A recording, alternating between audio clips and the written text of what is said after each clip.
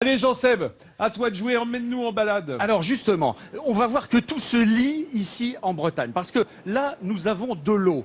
L'eau du Nançon qui entoure naturellement cette forteresse millénaire qui est faite avec ces blocs de granit qu'on découvre juste là. Et puis, à l'extérieur de cette forteresse, il y a toujours du granit. Le granit, il est sur les pavés. Le granit, il est sur les murs des maisons. Le granit, on le retrouve un peu partout. Et ce granit, eh bien, on peut le voir aussi sur la côte, sur cette côte des légendes.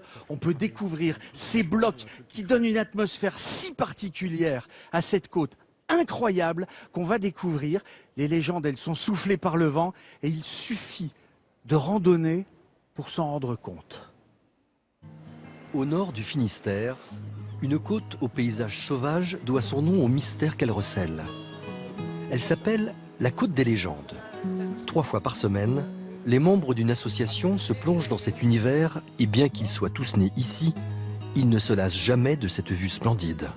Tout le temps aussi impressionné. Émerveillé. Oui. On est bien chez nous. Éveiller son imagination en regardant les rochers comme un enfant qui regarde les nuages, voilà ce qu'offre cette randonnée. Avec très peu d'imagination, là, on voit un cavalier. C'est bon, exact. Un destrier. Et il faut savoir également que tous les pêcheurs leur ont donné un nom. Ils n'avaient pas de carte, ils n'avaient pas de GPS, donc ils savaient, je suis à tel endroit, je vais pêcher à tel endroit. J'ai posé mes casiers là, etc. La Côte des légendes fait rêver, mais peut s'avérer dangereuse pour les marins. Des histoires content que de nombreux bateaux s'y sont échoués. La plus connue d'entre elles est celle des naufrageurs de Ménéam.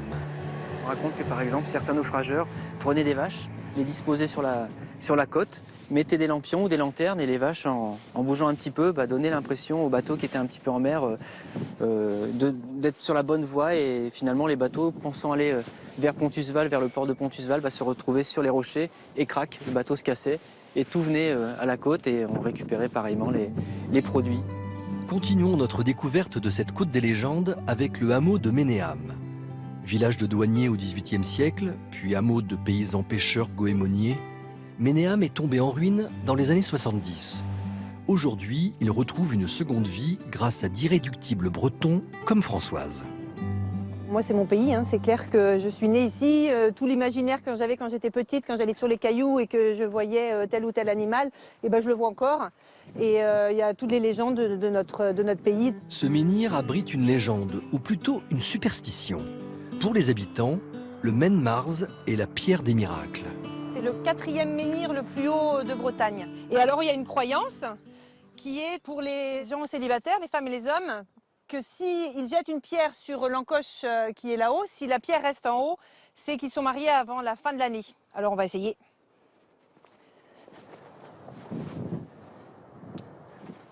Eh ben super, ça va marcher pour moi cette année.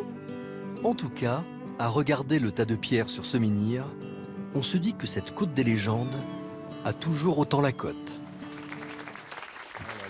Alors, il y a presque autant de monde sur ce sentier des légendes, sur cette côte des légendes et sur ce sentier de grande randonnée que de gens qui visitent ici, qui vont visiter la forteresse, parce que la forteresse de Fougères, elle se visite évidemment et ils sont nombreux. Ce GR34, il est juste magique. Imaginez, il part du Mont-Saint-Michel, il va jusqu'à Arzal, 1800 km qui font tout le tour de la Bretagne. Alors au départ, c'est le sentier des contrebandiers, et puis parce que les contrebandiers, à partir de 1791, ils sont allés sur la côte. Avant, ils étaient aux marches de Bretagne. Ils étaient ici parce que comme il n'y avait pas la gabelle en Bretagne, la contrebande, elle se faisait sur le sel. Et donc, quand la Révolution a supprimé la gabelle, les contrebandiers sont partis sur la côte. C'est devenu ensuite le sentier des douaniers. 1968, premier balisage. Et il est ouvert dans son intégralité depuis 2008, ce sentier de grande randonnée, le GR34. Jean-Seb, excuse-moi, tu es fort instruit et même docte. La gabelle, faut rappeler que c'était l'impôt sur le sel. C'était la taxe sur le sel. Hein. Absolument. Bien entendu. Alors, dans un pays où il y a des marais salants partout, Oui. tu penses que c'était une manne, un vrai trésor. Hein. Quand la Bretagne est revenue à la France, il a été imposé dans le contrat qu'il n'y eut pas cet impôt sur la gabelle. Alors Anne Kéméré qui regarde ça d'un œil attendri, je crois qu'elle l'aime beaucoup ce GR34. Ah oui, non, parce que je navigue, c'est vrai, mais j'aime aussi beaucoup me retrouver à terre et parcourir la côte, surtout la côte, parce que c'est vrai que je me sens plus une fille de la côte, une fille de la mer.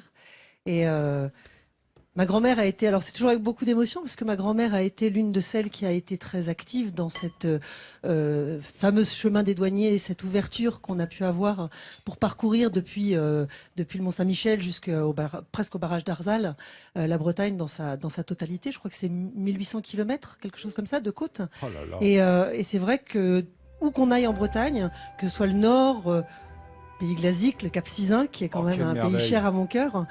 On a vraiment un panorama absolument fabuleux avec des lumières qui changent tout le temps.